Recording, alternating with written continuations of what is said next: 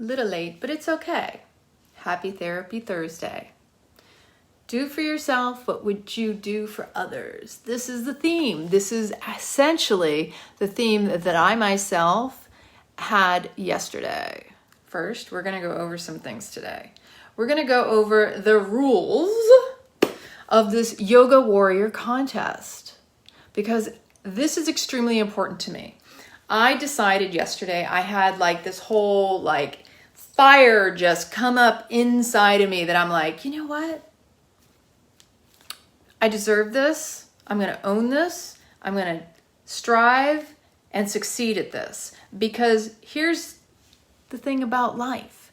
If you're not focusing on a goal, if you're not ambitious, you don't have the drive, the determination, the motivation, the inspiration to go for what it is you want in this life, I'm sorry, but what is the point?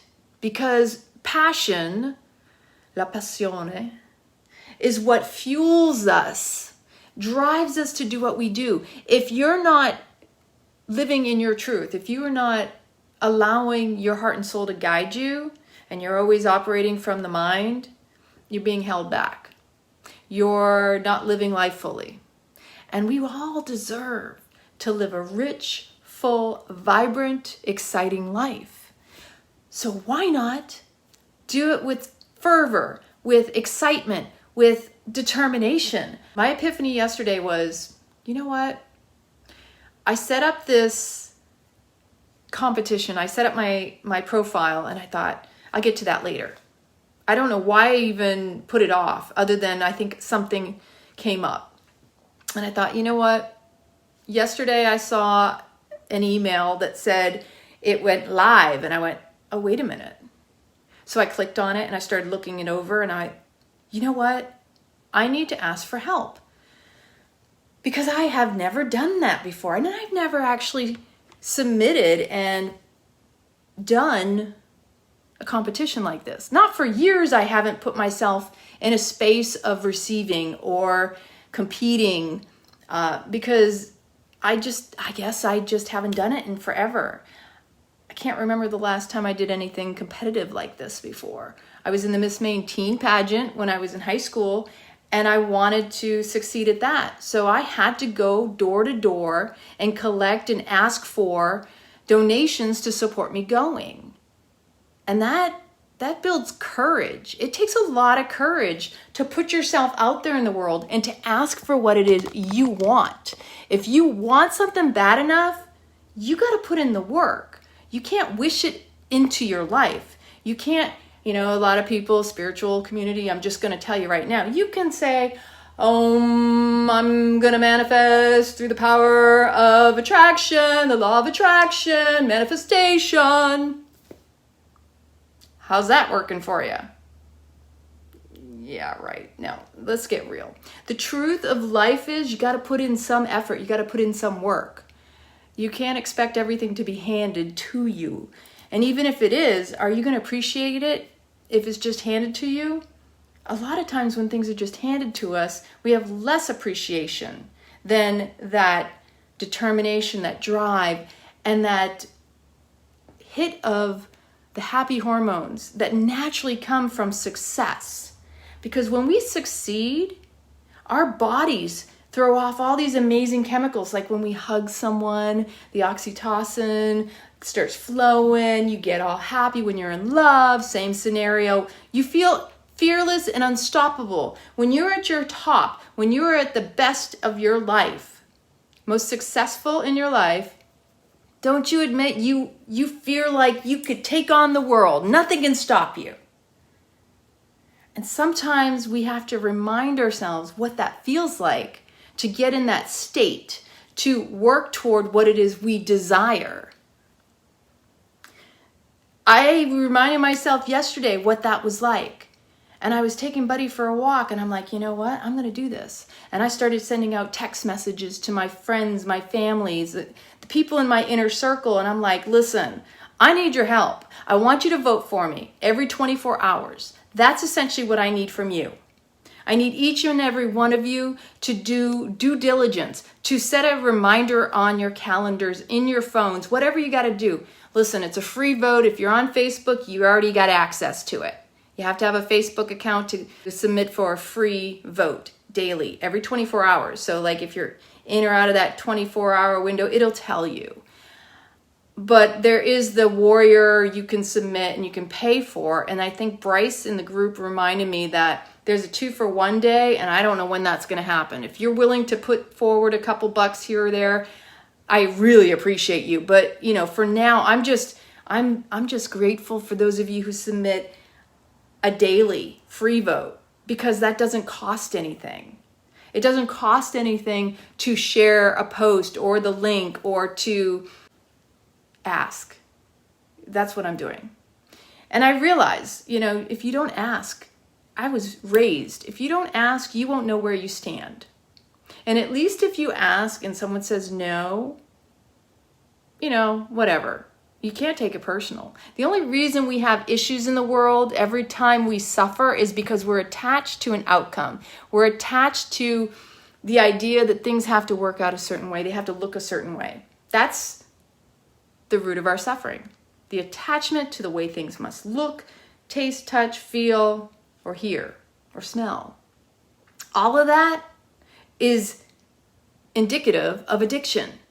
We set ourselves into these patterns of self-sabotage through our own belief systems that we have to have things a certain way. And when we don't get them that way, we cry, we suffer, why me? We put ourselves in the role of the victim of our own choosing, the victim of our own belief system, the victim of, oh, somebody did something to us or didn't do something for us. And the truth is, you're making it personal when you realize that. When you can own the fact that you're upset because somebody did or didn't do something, then you can take back that power and recognize that, you know what? It's not personal. It's never personal. It's only personal when you choose to see yourself as a victim of the circumstances. We make things personal. We make things about ourselves even when they're not. And in this case, I was going, wow, you know, I really want this to happen. Because for those of you who've been following me long enough, you know that I have the building out back, that I have these grandiose ideas and visions. And I haven't exactly had the best support. And maybe I haven't known the best route to ask. But when I saw this presented to me, because I will admit, over these past several weeks, and I know I'm not the only one because I pick up on it, and you've seen some of my videos, there's this collective like, I don't know what's next. What am I doing? What's my purpose? What's my mission? What am I doing here? Like, what next? And some of us have been like, I don't know. All of what's happened over this past year has been this lack of like, what's missing, right? We're missing connection, human to human interaction for some people who are choosing to isolate. We're feeling like we don't have a voice. We're feeling like we don't even have an identity. And because of that, it takes away from our humanness, our human beingness, and makes us feel less than, unworthy, insignificant, especially if you're one of those people who was told your job isn't essential. Now, that terminology comes from military environments because I used to be what they called an essential worker. What does that translate to? You're the shit person because you got to show up in the inclement weather when it's raining, snowing, sleeting, storms. It doesn't matter because you're essential. Your life is irrelevant. You got to show up because people depend on you, whatever that means. And so, yeah, not feeling essential, that's a hit to not just your ego, but to your heart and your soul, because our hearts and souls suffer when we don't feel we have something to contribute to. That's what purpose is about, contribution.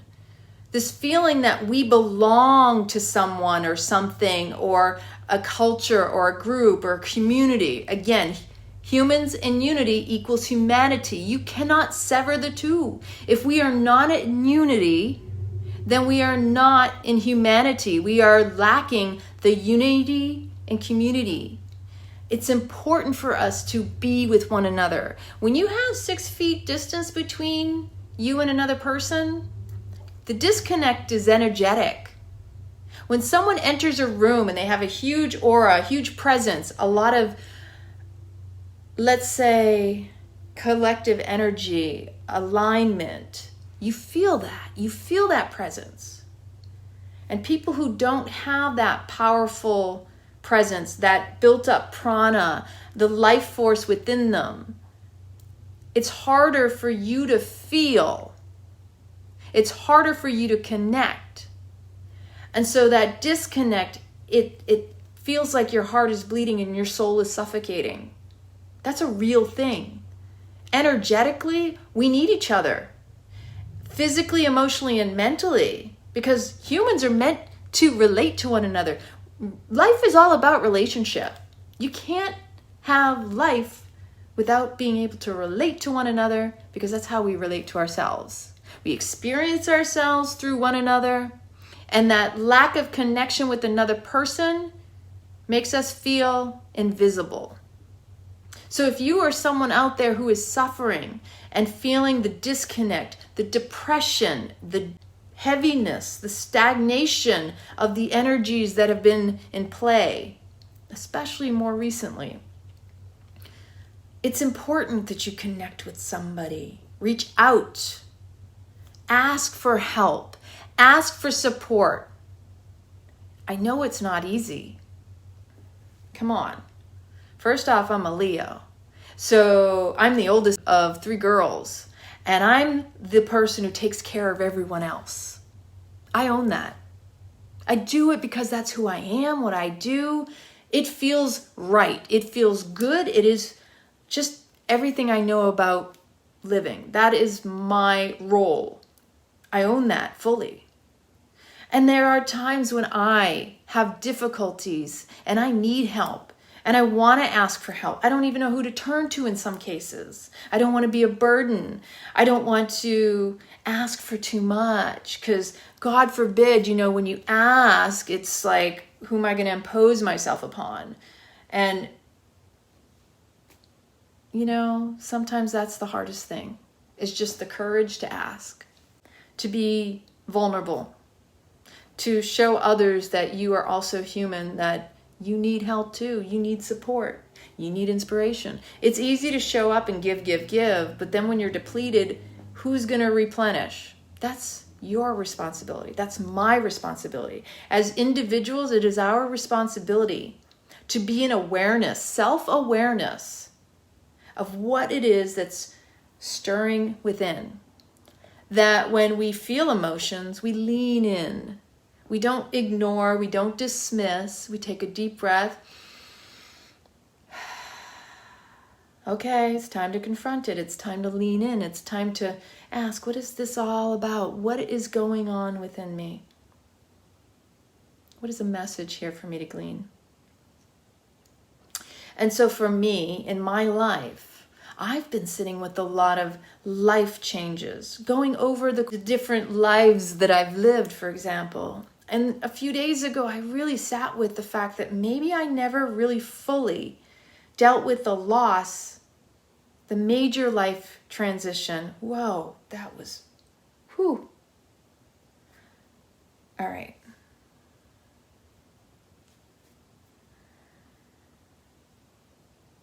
Yeah, my mom was with me today. I had a VA conference call earlier. Something energetically just, kind of offset me. So I don't know, but I do feel things, and you got to witness that one firsthand. But in 2008, when I lost my job in Italy, it's easy for me to say, yeah, I was fired, and I was mad. I was angry. I was furious. I wanted justice. I wanted vindication. I wanted someone to recognize that I had been wronged, that I had been wrongfully accused, dismissed, fired as the result of another person who challenged me, who pointed their finger and threatened me. I was on the receiving end of threats, but yet I was the one who was actually fired because the other person was a military person who was never held accountable for his actions, who was never spoken to or reprimanded for the behavior and the treatment that I received. That happened in February of 2008. At the time that it occurred, I really actually thought, because there was a real strong tension in the office between the government workers, the military, and the contractors, and the contract company that I was working for at the time. And as a result, nobody knew who they could trust across lines. And everybody was looking over their shoulder, worried and fending for their own. It wasn't like this collaborative or let's join forces. There were a few of us who tried, but there were other people who were like, listen, I just got to do my job. I don't want to get involved. Not realizing that we're more powerful together. Great example. I've already experienced what is exactly what's going on in the collective right now. I've been behind the scenes and I've seen the abuse of power. I have seen what happens when people are in fear and they allow the fear to take over. People get victimized and are used as whistleblower backlash because I reported also to our company. I reported to HR, our company. I reported to the military, even to the government. But instead, I was used as a sacrificial lamb.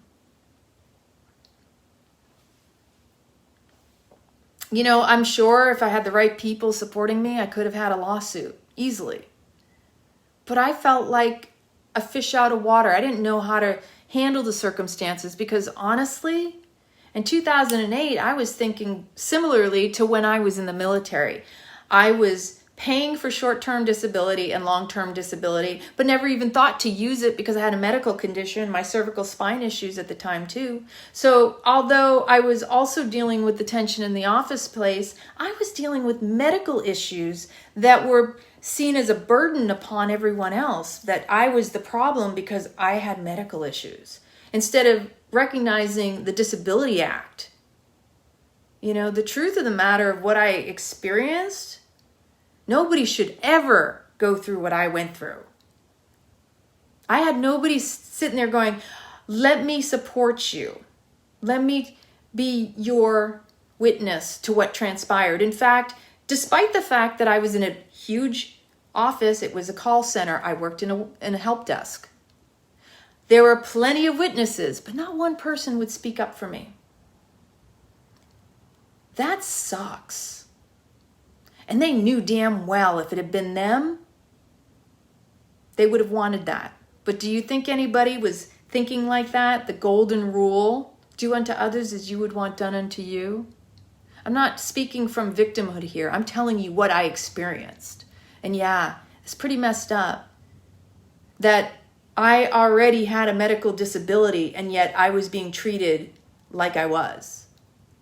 And that I had a military person threatening me to watch my back because they had had enough, that they were pissed off at me and they didn't like the fact that I asked them to lower their voice and that they were cursing. I couldn't even hear the customer I was on the phone with. That was the simple storyline. That was the background.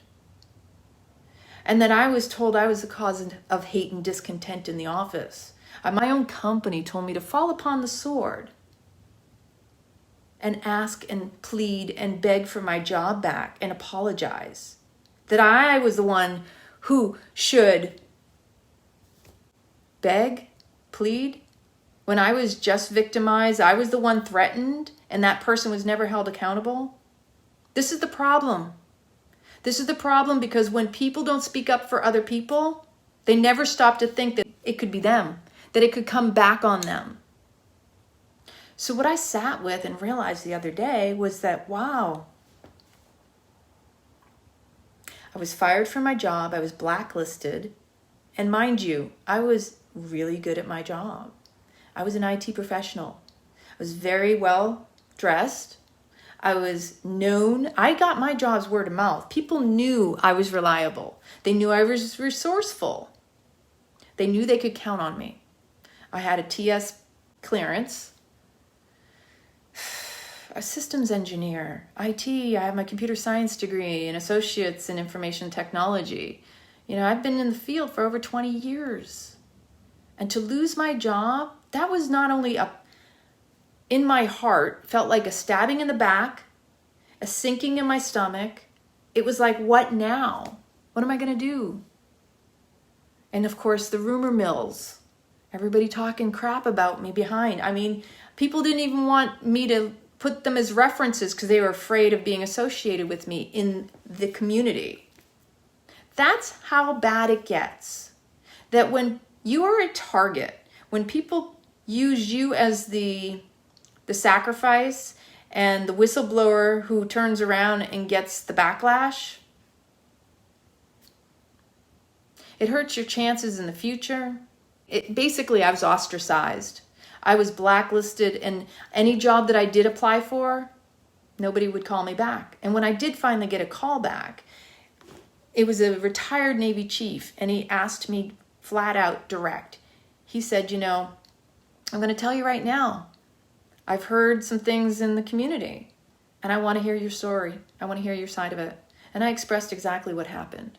I told him that this sailor who already had an issue with me for bringing up his unprofessional behavior, his constant unprofessional cussing in the office environment. I mean, when you have phones up and you're talking to generals and higher up officials, flag officers, some of you might know what that is, and they're asking you what's going on in the office because they can hear all the background. They're talking sexually. They're talking about their own personal lives.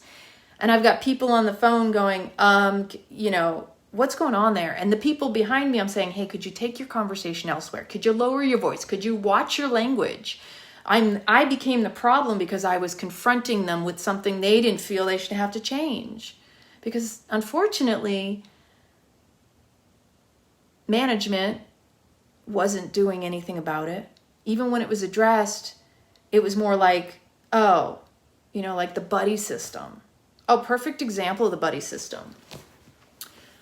And this really hurt me. This was like a serious punch in my stomach because I worked hard for my career.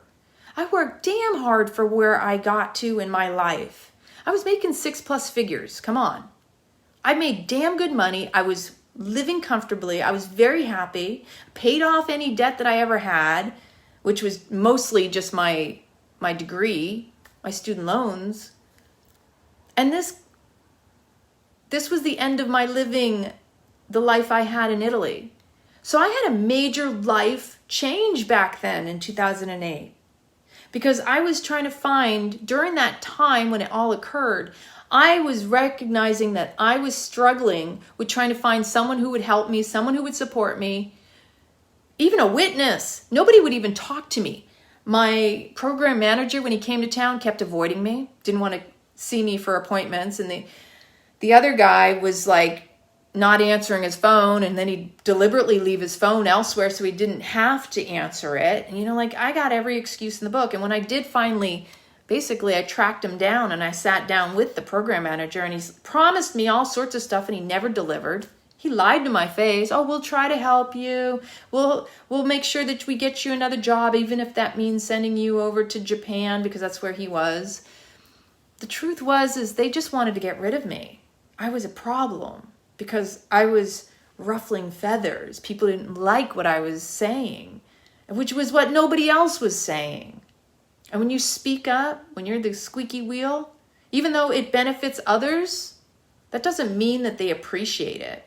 It doesn't mean that they get on board and understand it. So a major life change in 2008, that rocked my world. I didn't want to leave Italy. I wanted to stay in Naples. I loved it. It was my home. It was all I knew for that time, and it's where I thought I was going to stay. I'll be straight up. I didn't know. I mean, I was even not in the greatest relationship either. I was having struggles with my boyfriend at the time. So I was dealing with relationship issues, job and work issues. Then it was the whole dissolving of it. My life just crashed. And seeking justice, seeking vindication, support. They didn't even pay for a plane ticket for me to come back to the US. They left me high and dry, and the company was obligated to do that. They all pretty much did this. Oh, sorry. Because nobody would answer phone calls, emails, or anything. I even asked people to follow up for me. Yeah. So I have had to come to terms with the fact that maybe I never really honored that. Maybe I never really sat with the fact that that really hurt. It didn't just hurt my ego, which it was a total blow to my ego, because I thought justice existed. I really did think it. I really thought that somebody was going to speak up for me. But that's where I come back to. Only you can do that for you. Only you can reclaim and take back your personal power. Not let that destroy you. Not allow that to take you off your path. It was, even though at the time I didn't see it, I remember the conversation with my mom. I was in Villa Comunale where I used to walk my dog and used to go running all the time. I had this conversation on the phone with my mom, and I said, Mom, I'm not ready to come home. This is my home. My heart was breaking. And I kept going back because I was still seeing my boyfriend. Every summer we would go to Capri and Ischia, the islands, and spend the whole summer because that's just what you do. Yeah. My heart was broken in so many different ways you can't even imagine. But when I came back here, and it was in July of 2008, on top of everything else, I felt like it was one thing after the other. Flying with my dog, the airline didn't want to allow my dog on the flight with me. And that was that should have gone to court too. I mean, there's so many injustices and the things that people try to get away with that it still floors me. It floors me that I went through these different things in my life, that people don't understand that if you can get through these kinds of things, you can pretty much get through anything. And I'm a firecracker. Like, don't fuck with me. At least that's how I felt. And I felt defeated. That whole situation made me feel more defeated in my life. And I recognize right now why I feel like I have been held back all this time. Fast forward to yesterday when I realized, wow, everything I've been doing up until this point in my life, the healing on myself, for my family, for myself, why I never got married or had children or been single for this long, was because I wanted to make sure I was good with me, that I knew my own mind, the nature of my own mind, that I wasn't going to let it run and rule me, that I was going to control my life by mastering my mind, that going through my teacher trainings, that going through Date with Destiny with Anthony Robbins, doing all of these self-help, self-improvement events, courses, workshops, trainings, was all about being able to serve others, because that's all I've ever done in my life. I've been in fitness all my life. From school, when I was a cheerleader, I was a mascot, I was basketball, I loved soccer. I've always been involved in athletics. I was a runner, cross country. Running was my meditation until it got so bad on my cervical spine and my right hip.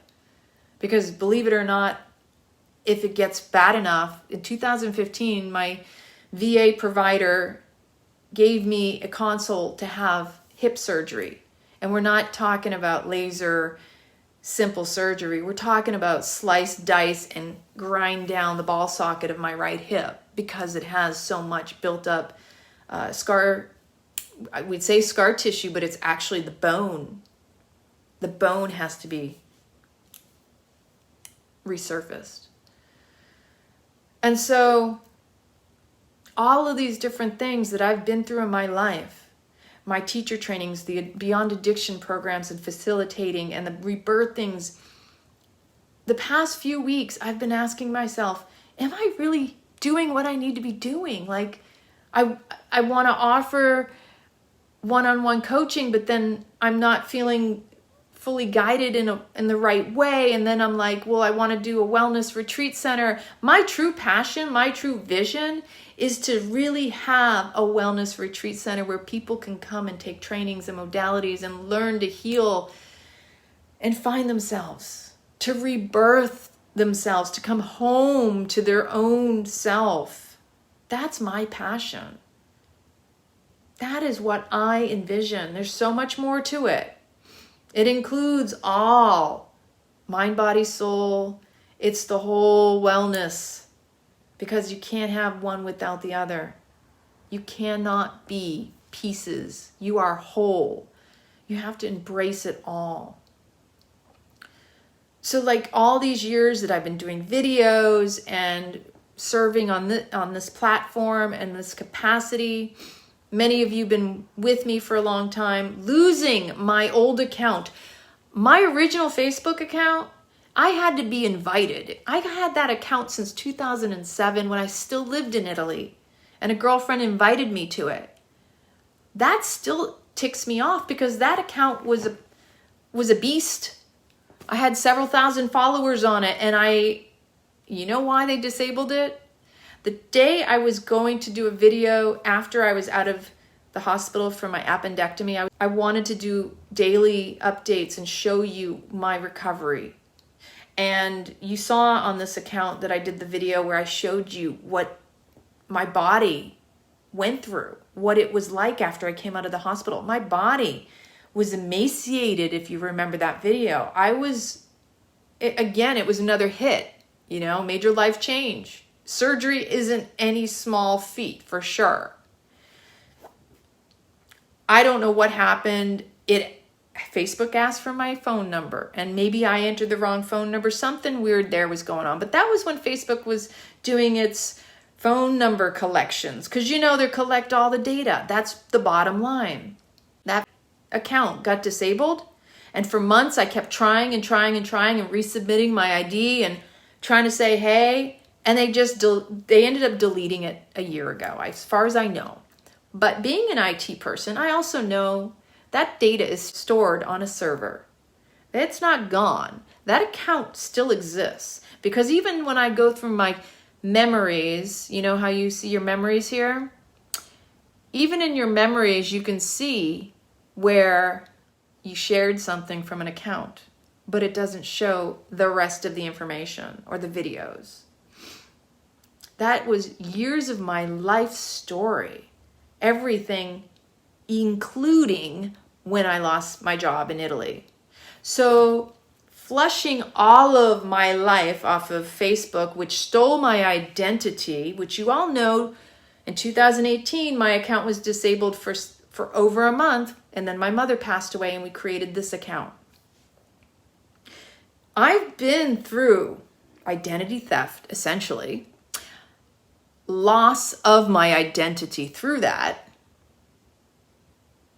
Like, taking that all together, I realize, wow, if you can handle that and not let it kill you or defeat you or deplete you, you can take back your power.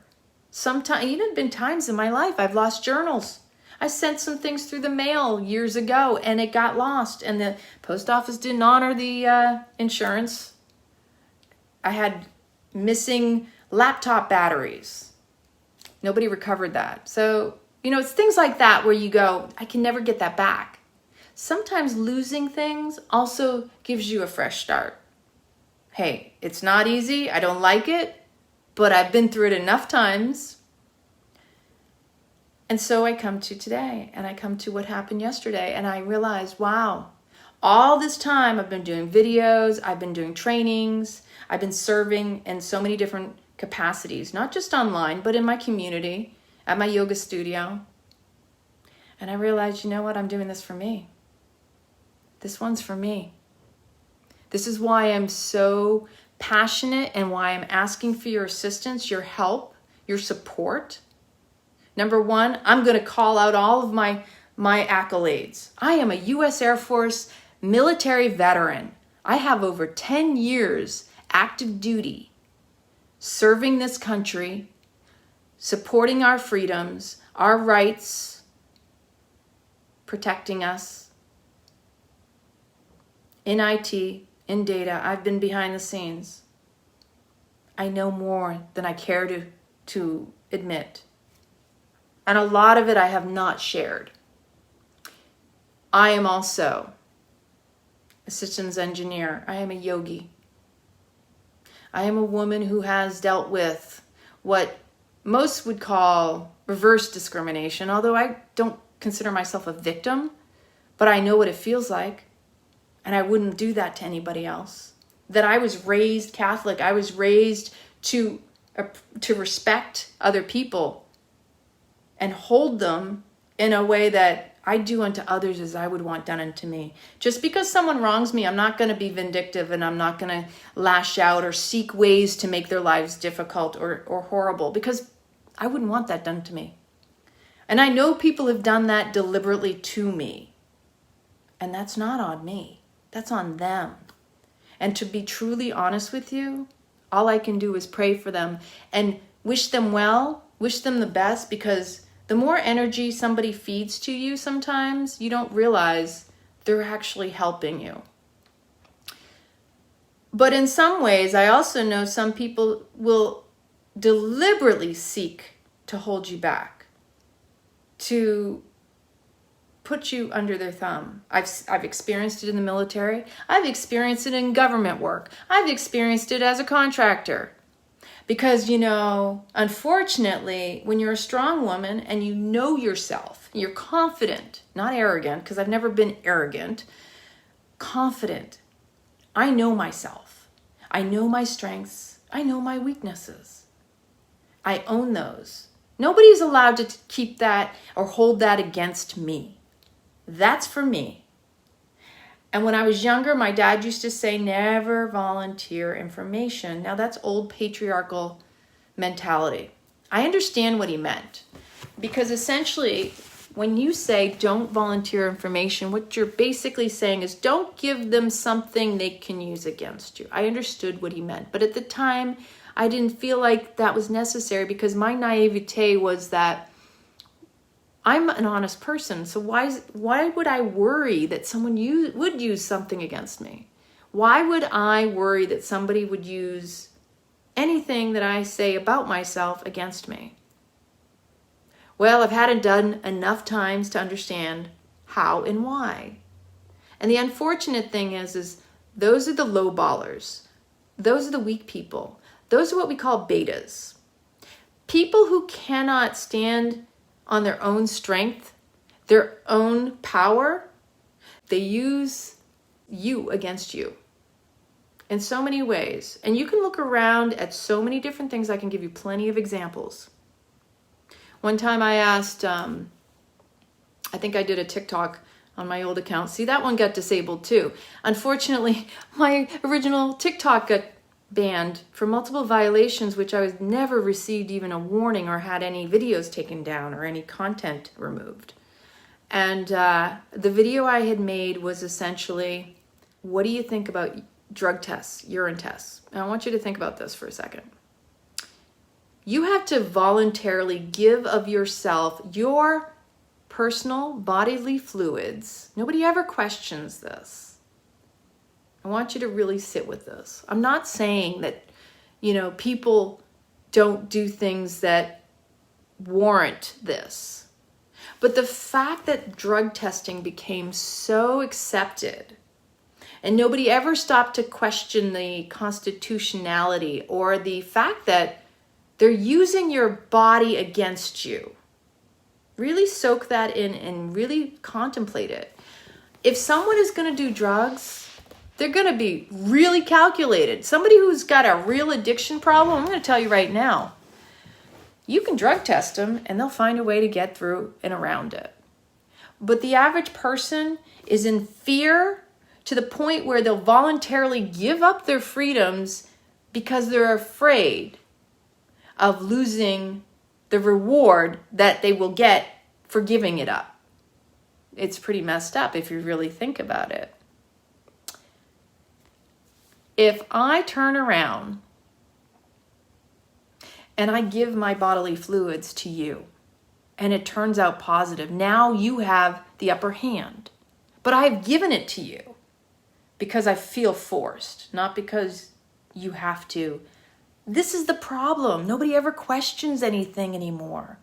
They just blindly give it up, just like your social security number. It's like, you call up customer service and they start asking you questions and you're rattling off, giving them your life story.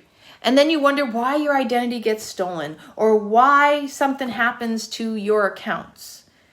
When the cloud came out and everybody was uploading to the cloud, you never stopped to think that the cloud is a huge server farm somewhere and you don't know where that is, but it feels like it's up in the clouds, right? All your data is just all over the place. We are wireless. I'm connected to you and there's no wires around this. Everything is in the clear, as we would say in the IT industry. What does that mean? If it's in the clear, it means everything is accessible. Everything is monitored. What makes you think you have privacy? Yet people will willingly give up all of it out of fear, not realizing how much power they really hold and wield. And that the more people that come together in unity, you can't break that. See, where we're at in the world right now, what appears to be a majority is actually the minority. And what appears to be the minority is actually the majority. This is my observation. This is my sensation. This is my feeling. But the unfortunate thing is there's a lot of us that are really picking up on this dread, this, we feel like we don't have any control over anything, but we do. We have more control over things than we realize. And because of all of this not knowing our power, it's easier to give it up. When you don't know your rights, it's easier to take them away because you don't know how to defend them or to speak up for them.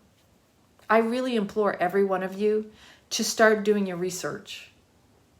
Truly, you need to know what your rights truly are, because just in the sense that you have power and you don't feel powerful, or maybe you feel restricted, you need to tap into that. And it requires due diligence and research. Everybody needs to be doing this.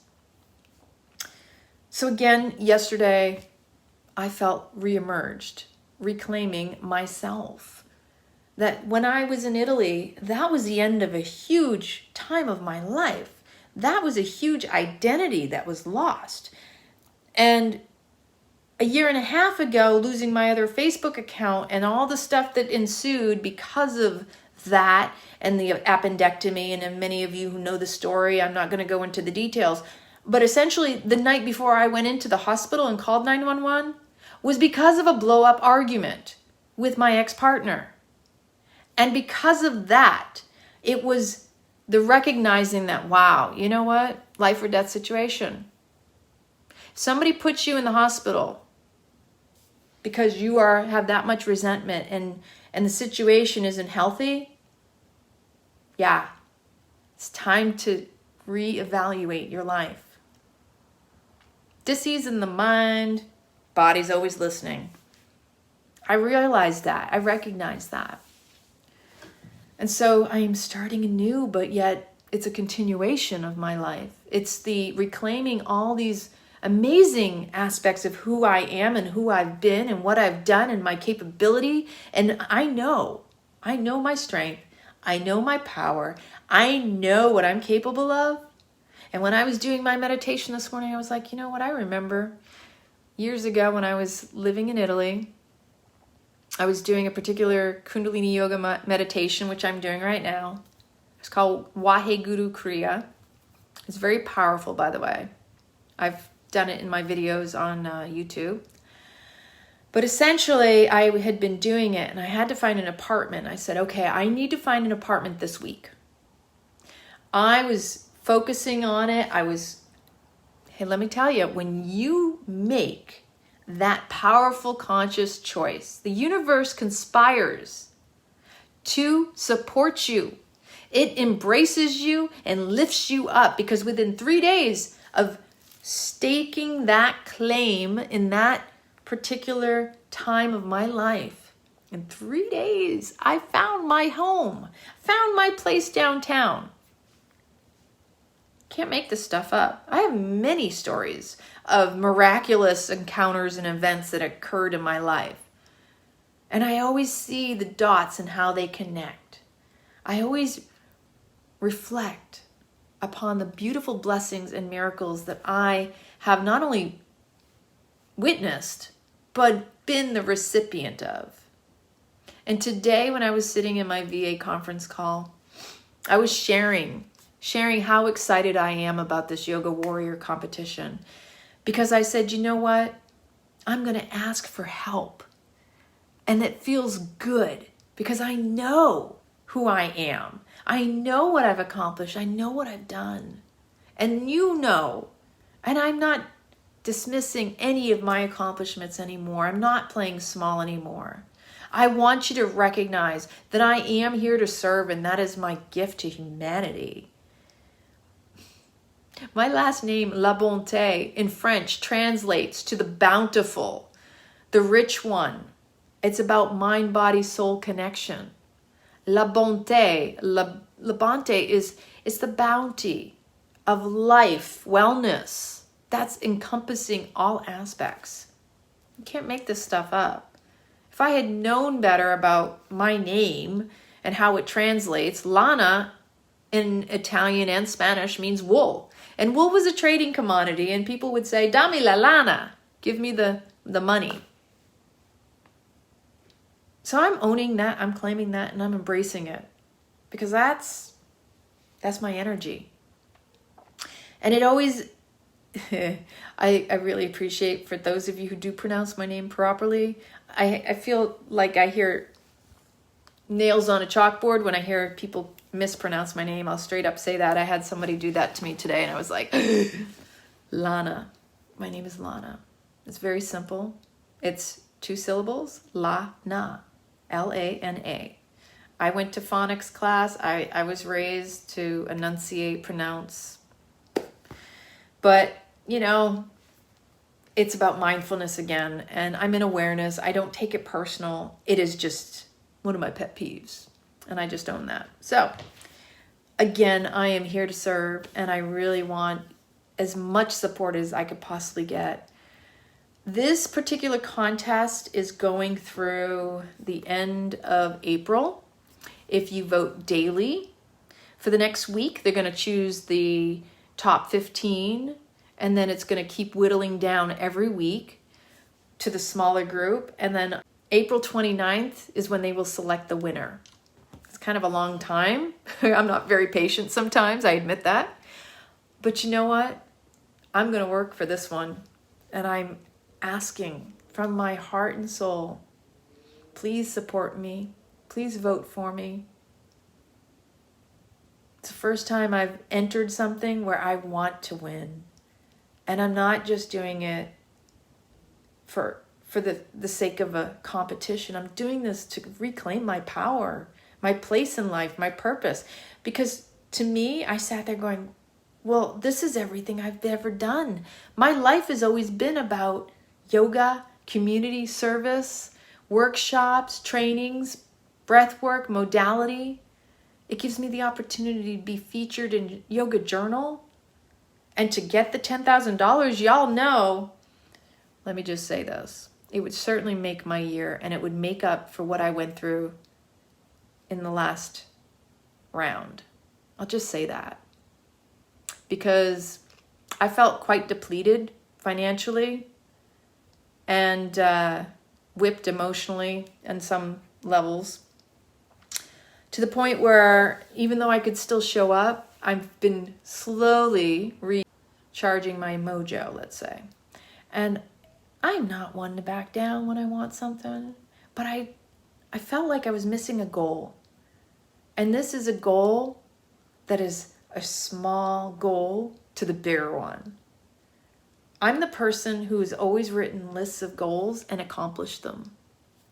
And sometimes when your list is empty and you don't have like a time frame, you don't feel like you have purpose. Like, I really encourage those of you out there that don't have a practice of writing down your aspirations, your dreams, your wants, wishes, and desires.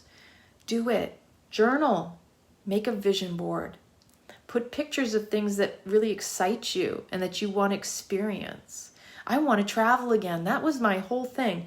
I don't necessarily want to do yoga classes. I see myself doing more. I have always been about doing workshops and doing actual retreats. That's been my vision from the start, was to take people where I've been and to share the experiences I know that touched my heart and really made me blossom and appreciate life that much more. Because for me, to immerse in another culture, to travel the world, to see architecture, art, nature, rolling Tuscan hills, yes, drink wine, enjoy the song of languages spoken in other lands, to see different fashions. These are the things that I enjoy, that I get excited about. And I've been dying to get back to Italy, to Greece, to Portugal. I mean, my end goal is to essentially have a place in Portugal. I want to have a villa, an estate where I don't know if it's going to be just for me and my girlfriends and, you know, our partners, or if it's meant to be a bigger venture where it's a place of retreat, literally. But that is my goal. That is my ambition, my desire, my drive. And I am working on something with a girlfriend of mine that's a powerful modality. And I'm just going to tell you that this opportunity would give me the visibility. Because as you know, social media has really died down significantly with all this. That when I don't feel like I can speak openly because my numbers, if you see the numbers I got here right now, I know it's late. I was a little bit late to get here, but yeah, I'm meant to reach more people. This isn't me. I'm just telling you right now. This is me. And what you see is what you get. I am a bundle of love. I am loyal to a fault. I am not a fly-by, fast food, quick service, instant gratification type person. I'm in it for the long haul. I always have been. I'm here to serve on a grander scale. I want to see others thriving. I don't like the surviving. It doesn't serve. It leaves you hanging empty, like grasping, feeling like something's missing. And so this life is so much more rich than we realize. And you're meant to enjoy everything. If you desire something, that's meant for you. And there's a push-pull when you know you want something, but you don't feel worthy of it. That's like that promoting, demoting situation where it's like, I really, really want this. Well, the law of attraction says if I focus on it, I'll get it. Well, guess what? If you have an unconscious or subconscious belief that you're not worthy of it, that's going to fight you tooth and nail. It's going to hold you back and keep you from getting there until you acknowledge it, confront it, embrace it, thank it for making itself aware to you. Because the thing is, the only way you can get through anything is to know what you're going through. You have to know what's going on in your mind to be able to get to the other side. If you want to get to an end game, an end goal, you know, like Here's the reason Tony Robbins and many of these fire walkers, okay? Have you ever walked on coals, on fire? If you've never done this, the reason for it is this. It's not about going across the coals. It's feeling yourself in that physiological state that you're already on the other side. And it took me going through my first fire walk to go, I get it. I was like, I did Date with Destiny first. You don't walk on coals for Date with Destiny. That's a week-long get to know what your shit is and recognize it so that you can work through it. And that was powerful. That's what I needed at the time in my life. That was in December of 2008. After everything I went through in Italy, I needed that. That was just the beginning. And I already had read The Secret, which was kind of like, that wasn't even lifting the veil. The Secret was like, oh, okay. But it was missing that the meat of the information was you're demoting unconscious and subconscious thoughts. Like, even though you don't think you're paying attention to the don't wanting something, that don't wanting is actually bringing it to you. That when you want to order something off of a menu, know what you want, not what you don't want. See, if you're one of those people, you know what you don't want, but you don't know what you do want, that's why you don't get what you want. Try to get clear on what it is you want in this life. Do for yourself what you would do for others. Because guess what? If you're doing it for others, then that's what you want, isn't it? That's the biggest epiphany I could give you throughout this entire conversation. Or should say dialogue, monologue, right? So the truth is that if you're doing something for someone else, it's because that's what you want done for you. So guess what? You do it for you. The moment you own what it is you're doing for others that you want done for yourself is the moment you have to take ownership of that's what you want for yourself. That's what the golden rule teaches us. Do unto others as you would want done unto you. So why aren't you doing it for you? There's a huge wake-up call on that. And that's what I love about doing videos, is because I can watch this again later. Because when I say something for you, I realize it's for myself too. That 90% of our communication, the relay, the back and forth, because life is about relationship, and through our communications, I meant to hear 90% of what I'm saying is for me. Same for you. It's never about the other person. Like, we think we're there to tell somebody something, but it's really for us to hear our own words. Because we experience ourselves through another. That we relate to another through relating to ourselves, and relating to ourselves through relating with another.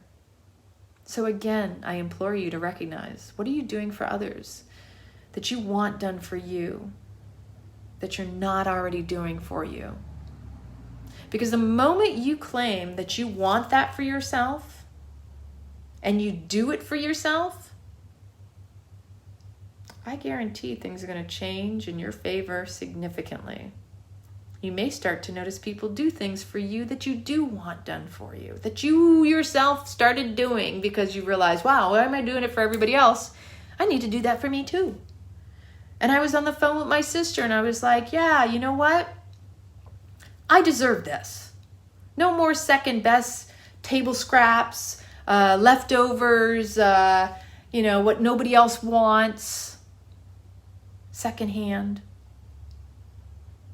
Because that's part of my life, has been accepting that and allowing it in the way that I was just grateful for what I got. And I'm always grateful for what I have and what I get. Because when you don't have the best, you do the best with what you've got. I believe life is richer because of gratitude. That if you appreciate what you have, you'll get more of that. That the more you appreciate and take care of what you have, the longer it'll last. So even if you don't keep it, you can give it to somebody else who it will better serve, or they will appreciate. On the other hand, I also have this little bit of an OCD, sometimes perfectionism, that thinks, well, I treated it so well, I'll give it to this person and I hope that they'll treat it the way I did and it'll last long like it has with me. But I've also witnessed, and it kind of makes me a little sad. I don't know if you've ever had this happen, where you give something to somebody and you realize later on they don't appreciate it the same way you did. Mostly because maybe you earned it. Again, people who get handouts don't appreciate things the most like somebody who's earned it because of their hard work, their strive, their determination, and the motivation behind getting it. But whenever you give anything away, you should never be attached to how it's utilized or treated. Because after you give it away, it is no longer yours. It is no longer your business. I'm just saying. Hi, Chrissy. It's so good to see you again. I noticed you haven't been around. And hi, Karen. Whoever's still with me, thank you for staying. Thank you for staying with me through all these years and being loyal followers. I know there are a lot of people didn't know the circumstances and everything that's transpired. If you're following me on TikTok and Clapper and YouTube and Instagram, I'm trying to cover all my bases because I really do believe there will be some other avenue. I just, I have so many, I do a lot. And just to do the little bit what appears that I'm doing, it can be a lot of time and energy, editing the videos because I'm just like that. I really like to kind of tweak them and clean them up a little. So today, again, like I was saying, my mom appeared. And while I was sharing with the ladies in my conference call, technology. I think Mercury is finally going out of shadow. My internet's been totally flubbed up. I'm just going to say that. My sister and I, my dad, we've all been having this conversation. It's been like this for months. And I've called my service provider and they say, well, it must be your modem. It's always easy to kick it back on the customer. I said, no, I don't think so. Well, we can send somebody out, but it's probably going to cost you. See, that's a tactic to keep you from pursuing it. Now, I'm not saying I'm not willing to have a service tech come out and look at the wires or whatever's going on, but my first question was, listen, I was in IT. You have to be able to ping the connection points between from where the service person on the phone is at. They should be able to, on their computer, ping from their point to my point. And any points in between, they should be able to see where there is a delay, where the data is not going through smoothly, let's say. I'm just going to put it in simple terms. So a trace route is essentially easy to do, but most of the times you get somebody customer service and they're reading from a script and they're not even listening to what you say, because I will sit there and say, listen, here's all what I've done. I already know you have a script in front of you. I just want to keep this simple and keep this short. And then we can process of elimination. And a lot of times I end up with the most, unfortunately, I'm sure they're not getting paid the best, but they're not listening. And because they're not listening, it falls upon deaf ears. I cut these up before I made this. You see how there's no browning? If you use ceramic knives, because there's no metal, the metal, when it touches fruits, is what causes the oxidation on your apples. A lot of people will cut them up and they'll put lemon on them. But if you use a ceramic knife, because there's no metal in it, then you won't have oxidation. That's my nutritional food prepping tip. So, back to my mom. So I'm sitting there and I'm trying to express myself and I kept getting cut out. My speaker on my laptop is now not working properly. My understanding is that ever since I did the latest Mac update on the iOS, it seems to have messed up my speaker. And I looked on some forums and they're all talking about they had similar problems. So it's not just me. And because I checked that, I'm very grateful that it's not a hardware issue. But last week when I had my call, it was very like a high pitch, like a, when you have feedback on your speaker or it sounds like you have a bad speaker. Something in the software update seems to have offset that, because that's when it started happening, was last week. And I thought it was the call, not my computer. And then when I went to teach the next day, I realized, oh, it's my computer and not the call. So I'm trying to communicate and share my story with them about everything I had gone through over the past weekend, because somebody sent me a message wanting to see Buddy, and I was like, I'm not answering this. This is gone. This is dissolved out of my life. I'm no longer inviting that energy, and I'm not putting Buddy through that, and I'm not putting myself in that situation. So I said I was very proud of myself. That felt really good. And I essentially said, you know, sometimes people don't understand when you're done, you're done. And there is no back in, not in my life. And as I was trying to express about what I felt, and in this competition, the thing that excited me so much was that it gave me that drive and that purpose again, that everything I've been doing was really like leading up to this, and then this is what I need to do for me. And asking is me stepping into the power and the vulnerability, the courage to ask for your help, your support, your voting daily. Every 24 hours, please go on there, click the free vote, and just make sure you keep doing that. Keep me in the top. I'm number one still right now, but you never know what could happen between now and the 29th of April. The more you vote, the more it keeps me in the running. And if, between now and next week, they're going to choose the first 15. So I have to make it through each one of the stages. You can look at the rules on the link that I provided as well. And I'll put it back again in this video in the description. But essentially, as I was explaining all of this, I felt like my mom was with me. And I had tears of joy because I really felt and could see her smile.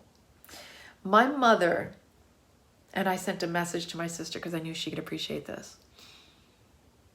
My mother, she had this big you get 'em, girl.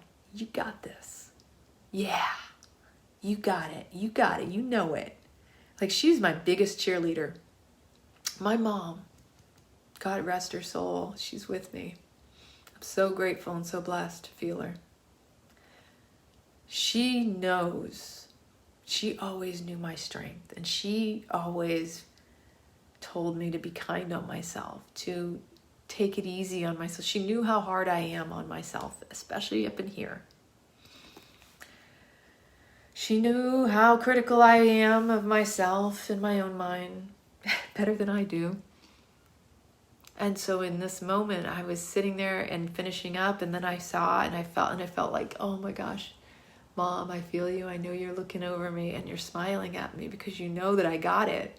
That I finally realized that all this time I've gone in and out of these waves of sitting in deep reflection and dealing with this whole what am I doing? Is this what I need to be doing? Am I supposed to be doing these videos? What is it all for if I'm not getting very much visibility? And every time I turn around, I'm looking at my Instagram account, and I was going back going, I haven't had good views since what are we in, 2021? I haven't had good views since 2019. And I'm going, oh, that's right. That Instagram account is directly associated with the disabled account from Facebook, and Facebook owns both.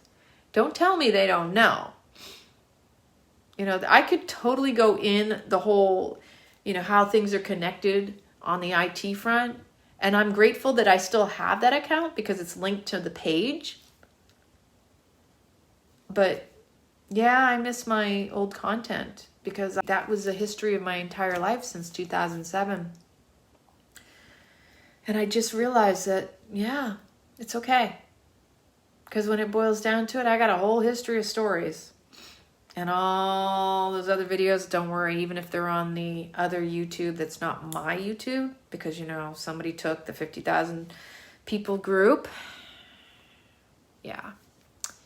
And the YouTube. So, I've had to deal with confronting my own inner animosity and feeling like, I was taken advantage of, and yeah. But I allowed that on a level that I kept on thinking, well, maybe if I just hold out, it'll all work out. But I also knew, I'll straight up tell you, that it was pretty much over before my mom passed. It was over before my mom passed. I knew that. I had already put it out to the universe and said, okay, I'm letting you guide. I go with soul. I let my soul flow. And sometimes when my head gets involved, that's where I have the most struggle. And that's all of us. That when you don't trust your own heart and soul, your head will get you in trouble every time. It's okay. Thank you for your condolences. I appreciate you. Now we're moving forward, as I have been slowly, gradually, and I have completely dissolved any more ties to that. Totally done with it. This is the most important part of it, though. Now it's time to claim my place, to stand up and be the leader that I've always been in a more direct way. So I implore you, please, please, please spread the love. You know, he has no problem asking for people to share, support, donate, give me this, give me that. And during the time I was with them, he acted like I shouldn't be able to ask for anything. Like he was doing everything for me, which was such a crock of shit, by the way. Don't ever let anybody tell you they're doing something for you when their actions aren't in alignment with their words. Just recognize that, because people's true colors show through. I'm going to try to promote the heck out of this as much as I can. This will mean the world to me. This is going to be life-changing. And I need your help to change my life, because it's not just about my life. Changing my life also changes, I don't know how many people I'm going to impact. How many people I have impacted, I have no idea. What's important to me is that I actually allow myself to receive so that I can give more. Because again, energy needs to be it needs to be receptive. You have to be willing to receive just as much as you're willing to give. You cannot play the martyr. You cannot keep giving and be empty-handed. Life is not meant to be in suffering or the martyr or surviving. We're here to thrive. We need one another. That the support that I receive is the support I give, and what I give, I get back. I do get that. I do get a lot back in return for what I do give, but I still need support, and sometimes I need to ask for it. So thank you for tuning in. I love you all so much. Get sweet dreams tonight. And recognize in your life where you're giving of yourself, where you're serving and supporting others, what you do for those others is a result of what it is you want done for you. So remember that and give it back to yourself just as much. And if you need help, ask. I'm learning. I'm doing it. I'm asking for your support. Vote, vote, vote, vote, vote for me. Woohoo! We're number one. Because guess what? My success is because of you. And I want you to remember that too. So whatever happens to me, it's because of you. And I want you to celebrate it with me, because the more successful I am, that's a result of you. And I honor you in that you are contributing to my life as much as I may contribute to yours. And that's a beautiful thing to think about. That when someone else is successful, you should be celebrating that. Because when you celebrate another's success, when you support another person, that actually comes back to you 1,000%. And that's a true statement. Just like when we bless a person or we judge a person, that comes right back to us. That's the boomerang effect. Whatever you do for another is what you should be doing for yourself. And that is a lesson for tonight. I love you all so very much. Thank you for showing up and supporting me. Get sweet dreams, and we'll see you later.